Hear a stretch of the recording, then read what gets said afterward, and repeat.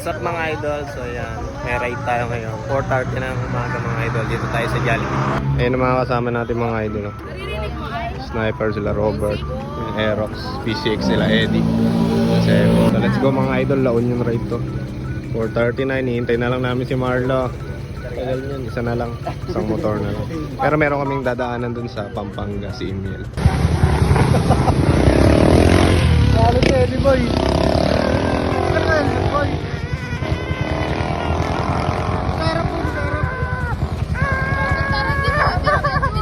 Bambam Tarlac! So ayun mga idol, first stop over namin dito na sa Bambam Tarlac. Kaya ng tropa. Kakain muna kami mga idol dito.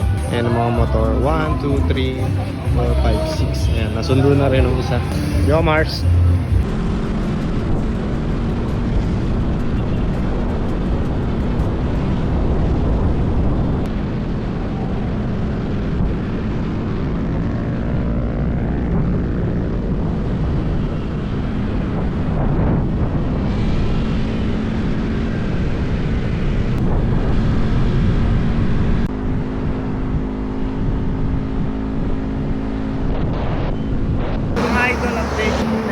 Top-over kami, hintay namin ng dalawang motor, si Emil at si Eddie. Kasama natin no, ayan.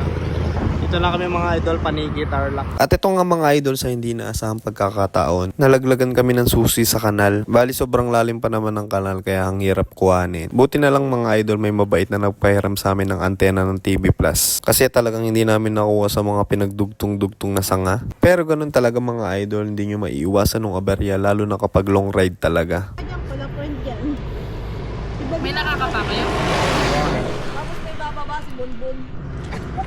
Tapos isa ka muna dyan. Si Robert to nakuha. Ito isa po. Na magnet lang mga idol, lalim yun.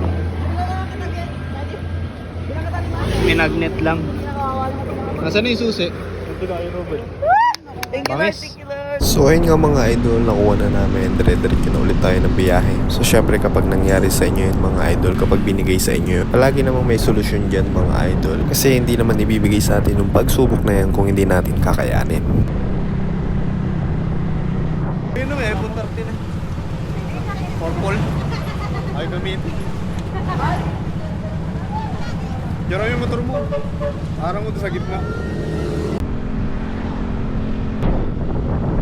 Hanggang sa makarating na nga kami dito sa tutuluyan namin mga idol. Syempre sa haba-haba ba naman ang biyahe from Bataan to La Union. So kailangan muna natin magpahinga. So ayun lang mga idol, hanggang dito na lang muna yung video. Salamat sa panonood nyo mga idol. See you on the next ride. Sheesh!